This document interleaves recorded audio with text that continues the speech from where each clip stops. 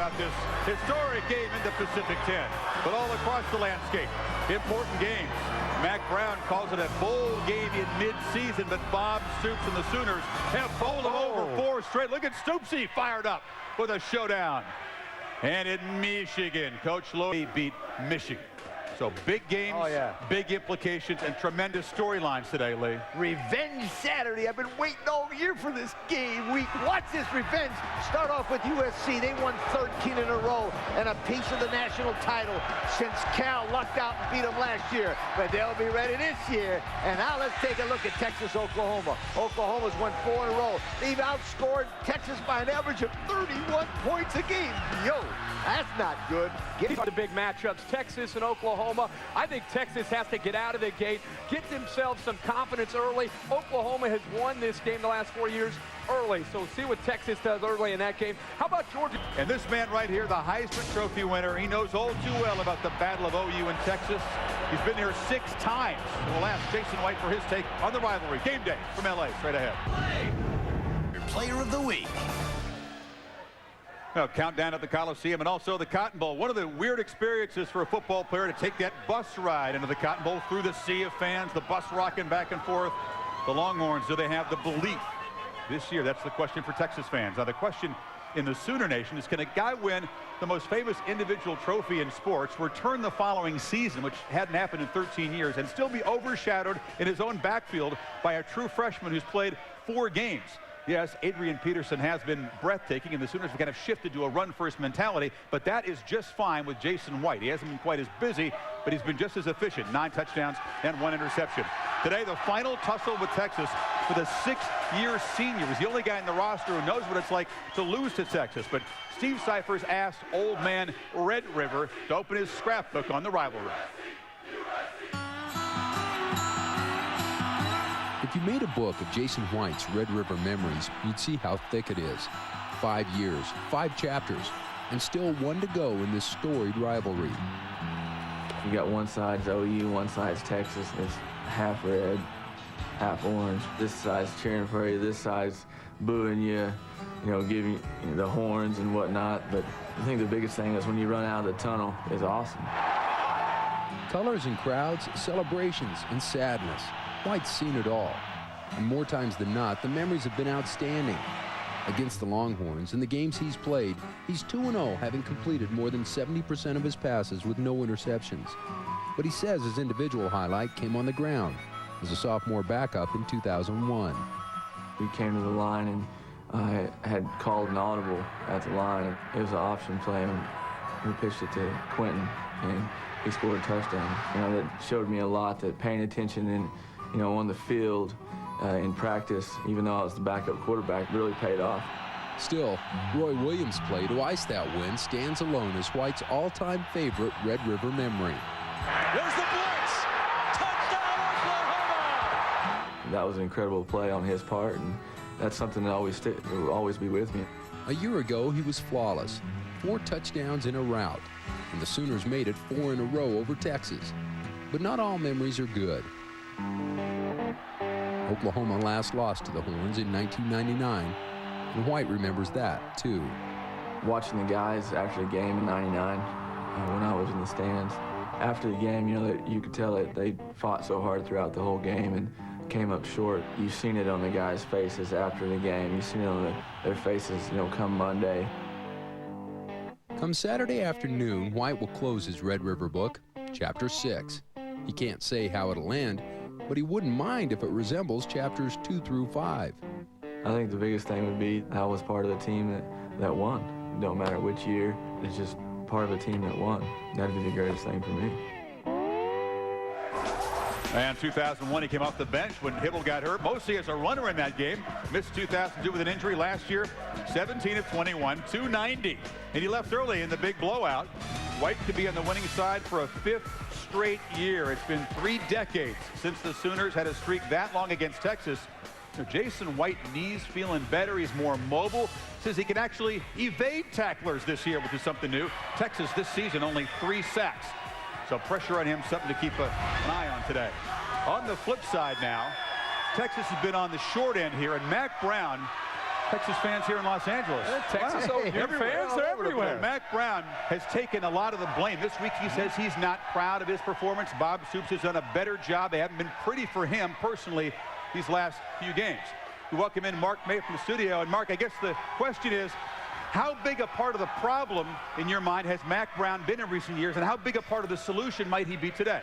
Well, I think the problem's been is just getting his team ready and focused mentally to play in this football game. You look at Texas and you look at their expectation level. Where is it? If you look at Ohio State and John Cooper a few years ago, he had a tough time beating Michigan. He was fired. If you go back last year just to Frank Solich at Nebraska, he got to the BCS National Championship game, did not win that football game. He was fired. Where is Texas' expectation level? Where is the bar set? Are they happy winning 9 games plus every year, going to the Cotton and Holiday Bowl? But I think Mack Brown has his team prepared today, Kirk. I think they're ready to play. I think this is going to be a very close game, and I think they may upset Oklahoma. As a matter of fact, I'm going to tell you, they will upset Oklahoma today.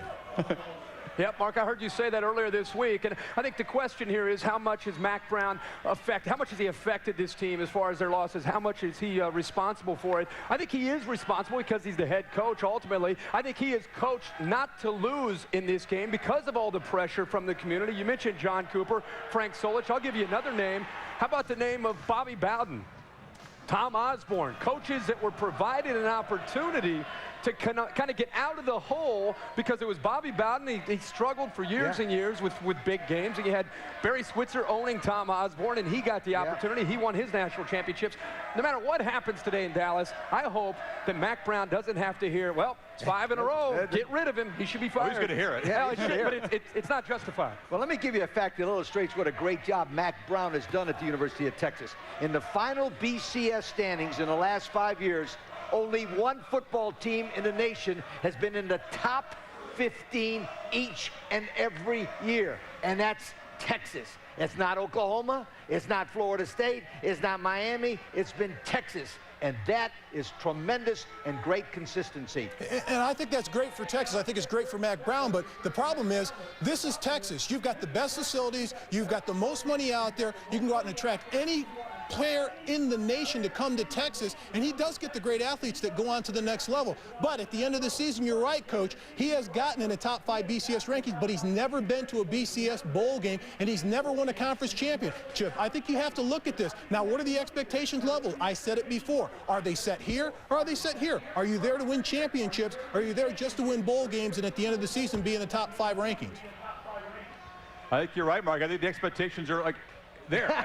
And I think they don't care about the BCS standings before the bowl games. They want to be number 1 in the Red River Shootout. That's the game they want to be number 1. They would take that over a top 15. They also want to be number 1 when it comes to Texas A&M.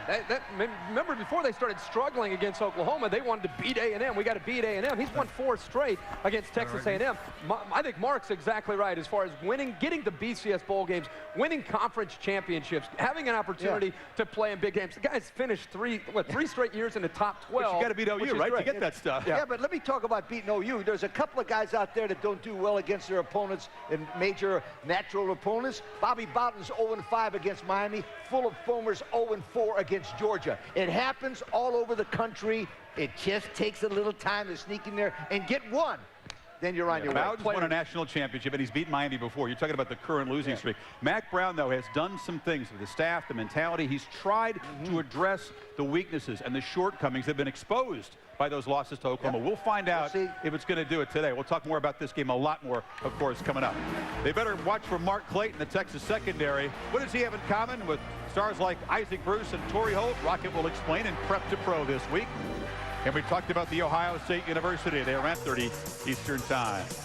Countdown kickoff continues at the Cotton Bowl in Dallas. And there is Mark Clayton. We talked about the dangerous receiver for Oklahoma. He really torched Texas and current pro Nathan Vasher a year ago.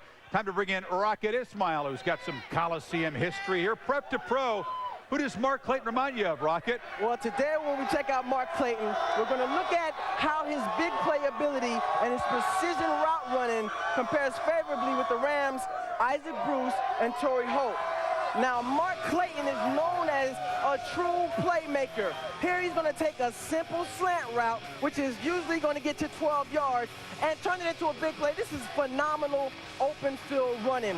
Looking at Isaac Bruce, doing the same thing in the NFL for the last 11 years. Takes a simple slant route, makes things happen when he gets the ball in his hands. Now we're going to look at his precision route running ability. He has so much discipline on this route, turns the doggone DB every which way but loose. Big plays, just like Torrey Holt does every Sunday. Disciplined escape, disciplined route running, turns into 6 points, automatic.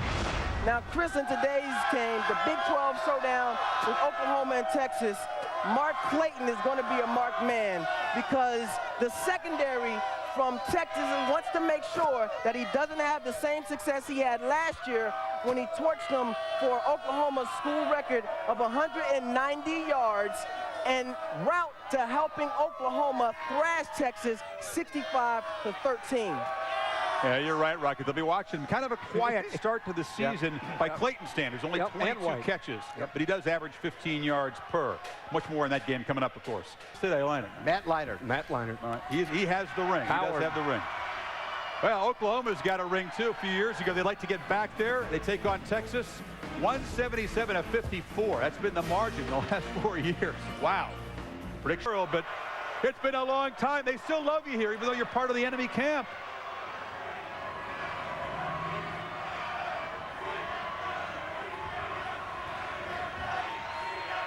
Fuck! All right, Rocket, we will... He was so excited about that touchdown. He was just... Somebody cut the wire. I think so. Don't fire our boys up. I think he's on letdown alert. By the way, for Georgia, they got Vandy at Arkansas, and then the old cocktail party. In the Cotton Bowl, that is Antonio Perkins, the fine punt returner for the Sooners in the corner. You know, Mac Brown says, we're going to punt it to him. We're not worried about him breaking the NCAA all-time career touchdown record of punt returns. We're going to punt it to him. Huh. We'll see. We'll see. All right, Texas takes that rushing offense into Dallas, trying to knock off Oklahoma. Can they do it? Is anybody here going to step up and pick Texas in an upset? We'll find out. Prior to the 2000 season, the Longhorns had owned the rivalry, winning 5 of 6. We'll talk more about it.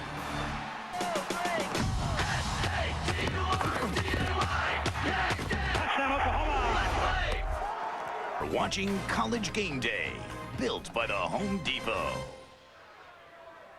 That's in the Cotton Bowl here. Don't you love the always tense handshake between coaches and programs that don't like each other? I mean, that's it. Yeah, good to see what's going on. How you doing? You know, this is not the Binion's horseshoe, but is Mac Brown up for a game of Texas Hold'em? The Longhorns haven't held. Bob Stoops has called every bluff and collected the chips in the last 4 years. ESPN card shark Norman Chad shuffles and deals now. So you want a no-limit Texas shootout? Check this out. Touchdown, Texas! Touchdown, Oklahoma! Both teams have had aces in the hole. There's the blitz! Touchdown, Lehman! The Sooners have had the upper hand. Holy good God! Touchdown! Don't expect Texas to fold. On the right sideline. He's going all the way. Oh! Yes! It's time to ante up and raise the stakes. You gotta be kidding me! Who will flop when the Red River turns? Wow! One thing's for sure, both teams are all in. We got a little Texas Hold'em going on the set here. Here's the river card.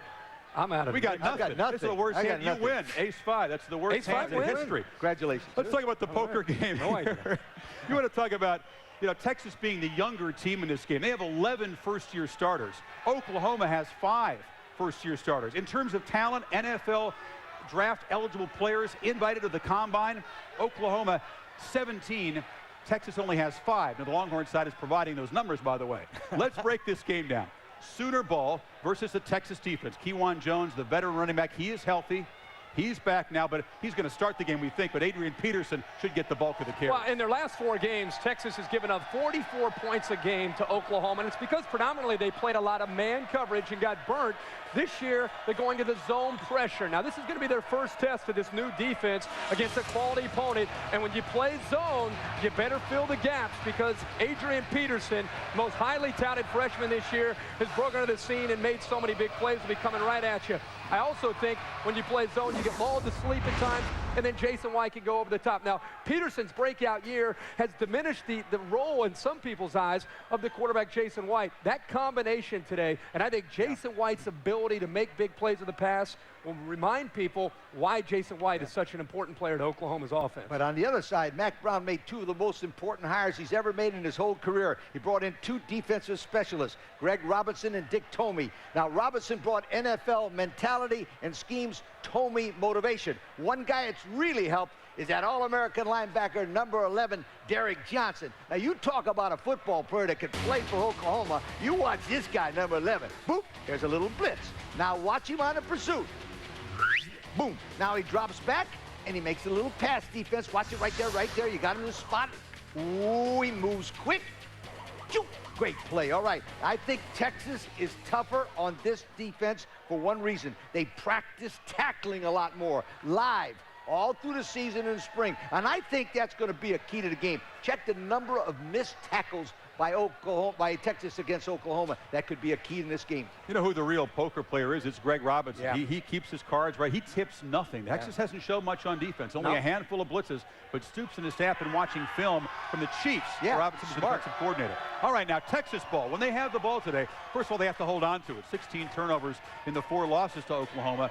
Cedric Benson has been run and possessed, but a career against Oklahoma, 34 carries, 79 total yards, a long of 9. Ouch.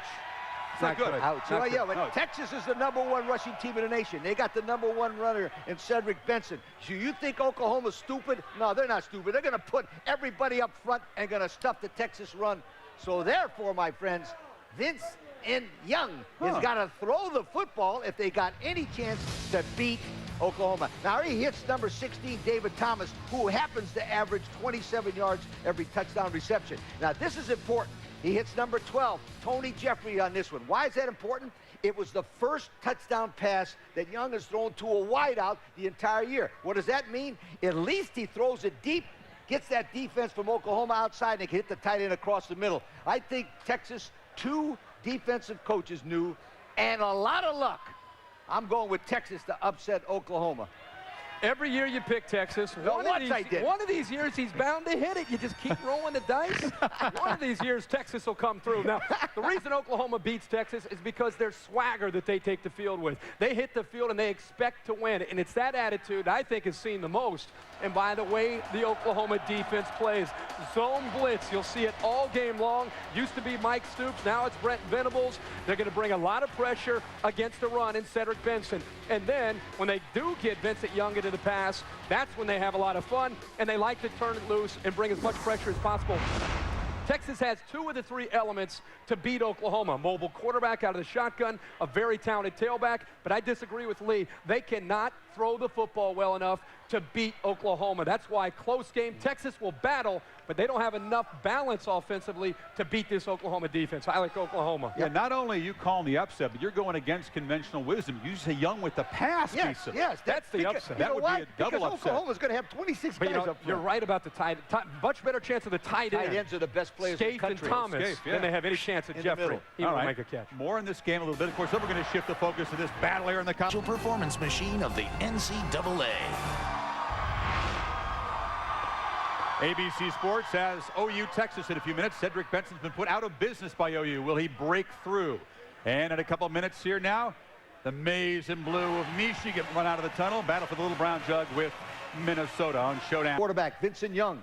If he can throw the football to the tight end, that'll give him a chance in this game. I'm going to go with Jason White on the other side. I think Oklahoma has a great chance of having tremendous balance against this new zone pressure of Texas. Jason White, at the end of the day, people will realize again, boy, Jason White, pretty good player after the game today against Texas. All right, Saturday. Texas and Oklahoma, Red River, yes. Shootout, no. Bob Stoops, Mack Brown. 99th meeting between Texas and Oklahoma. Red River, yes. Shootout, no. Bob Stoops, Mack Brown, they're all friendly before the game. The freshman Adrian Peterson looking to crack 100 yards for the 5th straight game. From deep in their own end, he was well on his way. This is early in the first quarter. Breaks one for 44 yards. The freshman off to a good start. Let's go late in the 3rd quarter. 6-0 Oklahoma. Cedric Benson fumbles. It's the first game in the last 12 Benson didn't score. First time this season he wouldn't rush for 100 yards. Oklahoma's ensuing possession. White, across the middle, pass is tipped. Derek Johnson intercepts for Texas. Looked like the ball hit the ground, but they rule it an interception for Texas. It's still 6-0. Texas driving after the interception. Young drops back. He is sacked. Chijoke Oyengacha. He gotcha okay. Texas out of field goal range after punt. White to Peterson, always a good idea. Peterson, 32 carries, 225 yards. Third most ever by a Sooner against Texas. Same possession. White to Kewan Jones, 6-yard touchdown run. Oklahoma wins 12-0. Mac, who gets the heat for this one? I'm responsible for this team, so if we lose, it's my responsibility. If we win, the players win, the coaches lose at our place. Texas had gone 281 games without being shut out. Oakland does it to them. 5th straight win over Texas. Trev Alberts, talk to me. You know, early in the game, Oklahoma did everything they could to let Texas score points. But at the end of the day, it was about who could win up front, who was tougher in this game. At the end of the day, Texas, which was leading the nation in rushing coming in, got 154 yards. Oklahoma ran for 301. Texas is tougher, but still not tough enough. All right, more on Mac now. He's just the 3rd Texas coach to go winless in 5 straight against the Sooners. In 76, Darrell Royal did it, and at the end of the season, he retired. In 56, Ed Price lost his 5th straight. 18 days later, he announced his resignation. Plenty day. USC had this date circled, bent on erasing last year's only blemish. The Horns looked hard for a key that would unlock the secret and the curse of the Sooners. A top dog in the Big Ten faced a historic foe, hoping to get a taste from the jug. And a dog day afternoon in Athens threw the SEC into chaos. Plus, a new beginning as Army... The top 25 is going to be shaken up a little bit. 7 in the top 25 lost. We would expect some of that when you have 6 matchups pitting top 25 teams against each other. Glad to have you with us on College Game Day Final. Reese Davis alongside my good friends Trev Alberts and Mark May. Everything you expected from a showdown Saturday? Absolutely, and more. And more, Mark? Very exciting. Some teams stepped up, some teams surprised us today. Well, Texas and Oklahoma certainly has been the headliner. Even PETA got involved in the Red River Shootout. PETA urging the governors of the 2 states to forego their traditional side of beef wager in favor of something more humane. What is inhumane is 177-54, the combined score of the last 4 Red River shootouts, because there have been actual Longhorns harmed in the making of the last 4 meetings between Texas and Oklahoma. Bob Stoops said he couldn't wait for this game to be played, revving up the crowd. Cedric Benson, aware that his Heisman hopes would hinge largely on his performance in this game. Stoops, Mac Brown meeting. Here's the freshman Adrian Peterson out of Palestine, Texas. 44 yards, he rips it off. No score on that drive. Jason White scrambling. This is a big-time play by a Butkus candidate, Derek Johnson. Look at the effort here, guys, by Derek Johnson. He's going to get blocked inside, but gets a great angle here and bunches the ball away. Great job by Derek Johnson. White had 2 turnovers in the first half, but Vince Young of Texas put it on the ground and gave it back to the Sooners, reminiscent of the turnover Young had on the goal line against Oklahoma last year, part of their undoing. Adrian Peterson, the freshman, was the man, and Oklahoma just rode him, Mark. And I love the way that he runs the ball. Look at the cut here, the vision to get to the outside. Turn the corner right there, make something happen, and make the defense pay right there, run over a defender. 225 yards on the ground, 32 carries. And here comes Peterson again. He's a load. That led to an Oklahoma field goal. Sooners had a 3-0 lead at the half, largely because of the running of Adrian Peterson as he crashed it inside. But the Texas defense was able to rise up on the doorstep, the shadow of their own goalpost. First, Chuck Long, the offensive coordinator, tried to crash it inside. Then he'd try to pitch it and get to the corner. Well, they had such success attacking the perimeter of Texas defense. You see here, just a little pitch back out to Adrian Peterson, but you got to give Texas defense credit here. Down on the goal line, did a great job of rising up there. And 3rd and goal as OU tries to add to its lead. Jason White throws out there to Moses. Michael Huff snuffs it out. They had to settle for another field goal. 6-0 now. Cedric Benson. Ball pops loose, his 4th fumble in 2 games, and Oklahoma had it again. We're in the 4th quarter now. Here goes Peterson. running through tacklers right here, gets to the edge. All the yardage for Peterson, 90% of it was on the outside. Get outside the hash marks and make something happen. And when he needed a breather, T.Y. Jones able to take it in for the game's only touchdown.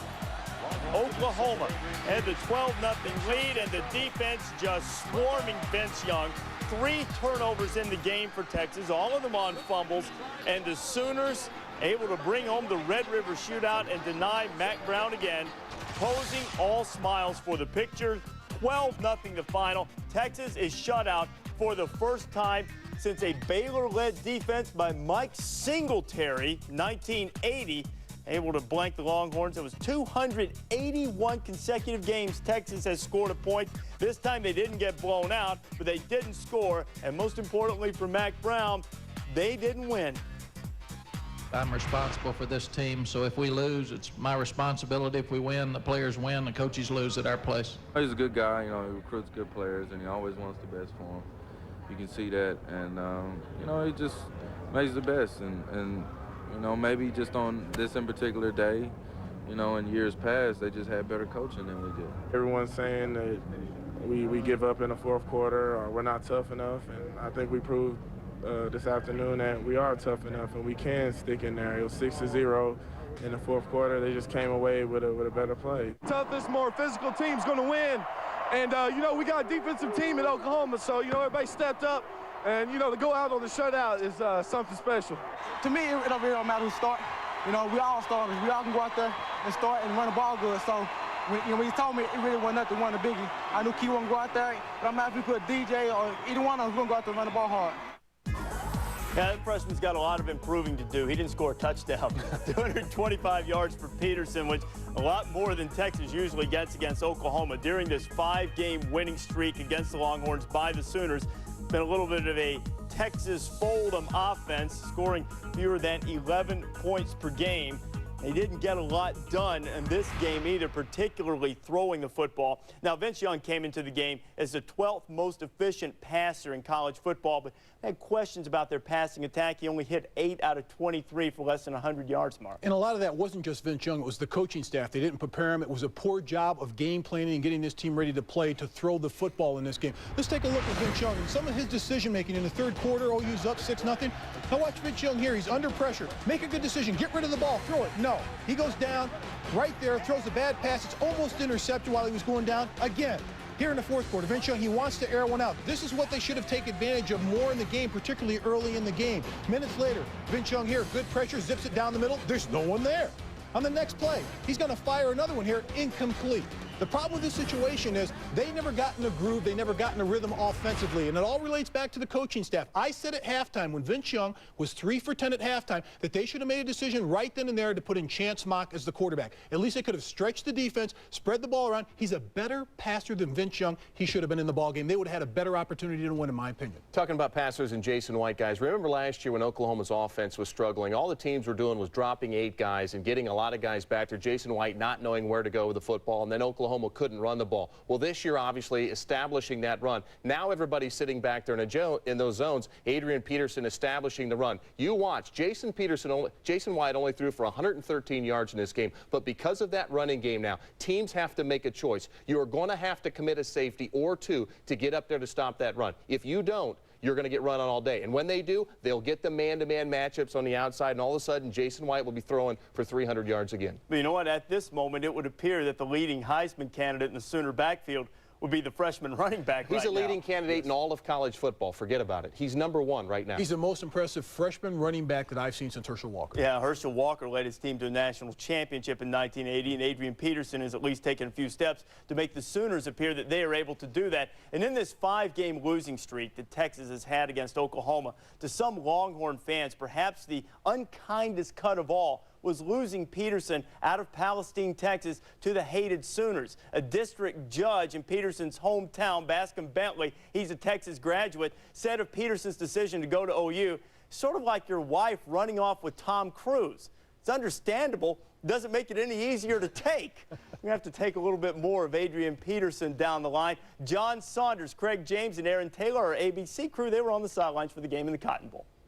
Guys, thanks a lot. Obviously, if you watch this game on TV, you saw just how intense it was. But you can't get that feeling at home the way you did here today. I was really torn between what was more intense. Aaron attacking his corny dog on that They were good. with all that mustard. He kept the whole jar of mustard in his own hands. Or those two defenses. Oklahoma's defense, the numbers prove out what they did out there. But when you look at Texas's defense, they did an outstanding job. They just had no help from their offense today.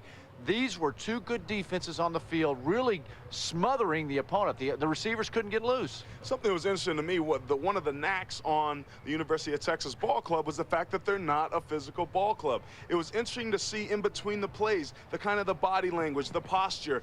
I got the idea that it wasn't something that the University of Texas felt like they deserved to be out there. Watching Oklahoma, those guys wanted to be out there and be excited, and my goddamn IFB popped out, and that's okay. That's all right. You know what? Just keep going, baby. That's all right. Adrian Peterson. Got a big old ear hole over there. You know, it's not often that a freshman even gets mentioned in the word Heisman Trophy. A freshman has never won it, but guess what? Welcome to this world, Adrian Peterson. You have to have him at least in the top 3 on your list. Yeah, but, you know, don't mess up Braylon Edwards now. No. Don't mess up your guy Braylon Edwards. You know, but Peterson, what he did, now he's going to have to deal with going out and really talking all of the reporters and the media and all hearing all this stuff about this. Jason White did it last year, but that was a 5th-year senior, or 5th-year player, whatever he was. This guy's been around for 100 years.